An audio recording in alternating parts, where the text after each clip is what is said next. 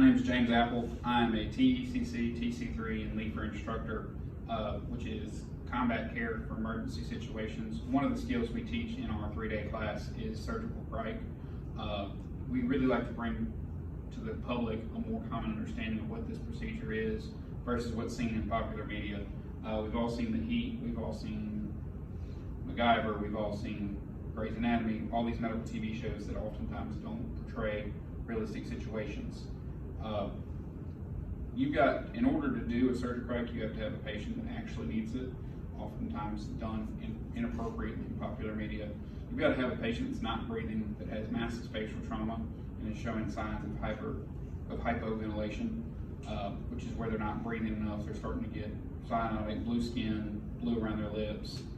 Somebody that really needs an airway that cannot get an airway from any other way. There are two types of surgical airways we do. We do a true surgical cricothyroid crike, and then we do a needle crike. The needle crike is a much simpler procedure. It is used for more pediatric patients, and it is used in a rapid access situation, whereas your surgical crike is going to allow a lot more airflow, but it is a much messier and harder procedure to do in an intense situation. Before you do either one, you want to make sure you have all your equipment available. For your surgical crike, you're going to need a scalpel, an ET tube, a 10cc syringe, and a pair of forceps. If you can get one, a crike hook is great, but it's not necessary, and a lot of times you're not going to find these just laying around. So we're not going to use this, but it is part of the recommended equipment. The other thing about this is you want to make sure you're doing it in as sterile of a field as you can, because you are exposing the lungs directly to the outside environment. So start with the surgical crike. You've got to find your landmarks. On a male patient, it is easier to find your landmarks. You start at the Adam's apple when you run down, and you have a very soft spot. It's your cricoid membrane, and it's right below the cricoid cartilage, which is what the actual Adam's apple is. So you're going to be aiming for that small soft spot. Beginning with your cut, you want to make sure you avoid any venous structures on your patient, because your venous structures will make this way bloodier and way harder than it normally would be. So you're going to make about a 1-inch incision starting just above the membrane and go down, follow along across the membrane, making sure you penetrate the skin, but not necessarily the membrane at this point in time. And then you'll rotate your scalpel 90 degrees, allowing you to open that. And when you rotate, you can make a gentle penetration through the membrane. You do not want to punch the membrane because you risk rupturing the membrane. Following that, you're going to take your forceps and slip them in, and now you're able to remove your scalpel.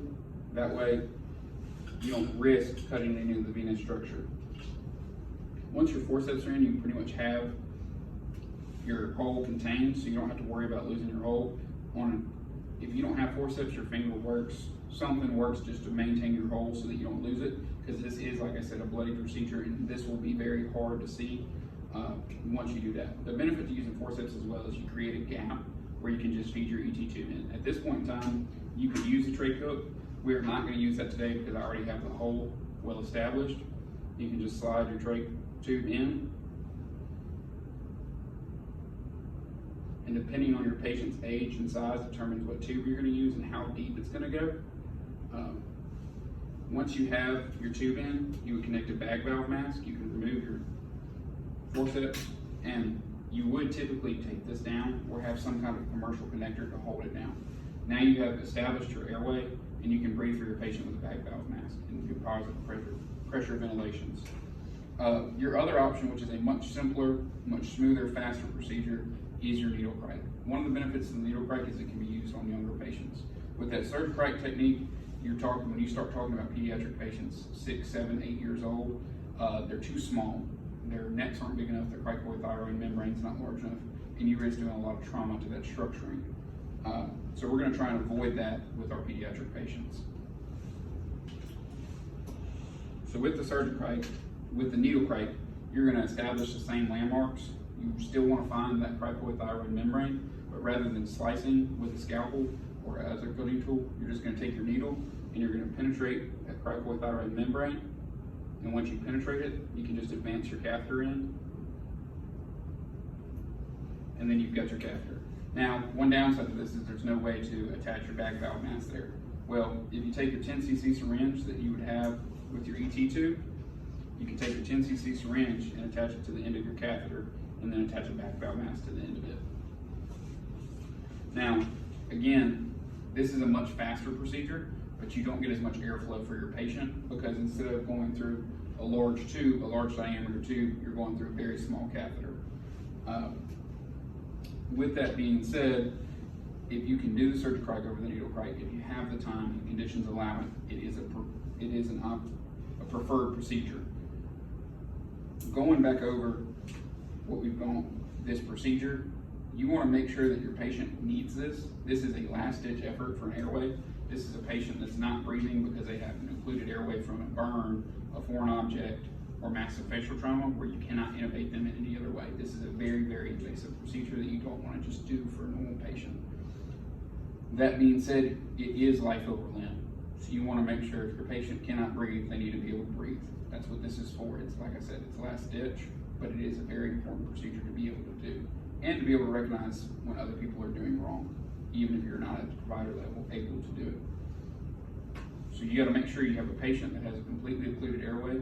Could be from anything from burns to foreign objects. You got to make sure that patient is actually not breathing and not just gasping for air. They've got food stuck, something like that. They have to have an actually completely occluded airway. You'll see no chest rise and fall. You'll see blue skin, other signs, altered mental status, stuff like that. And then you want to make sure that you have all your equipment before you start, because you don't want to make your incision and then be digging for your tools and looking for them while you're trying to hold a finger in his throat. That's not going to be a fun time.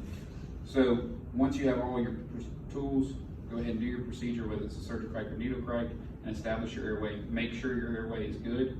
Do your colorimetrics, and you're good to go. Make sure that airway is secured though. Y'all have any questions?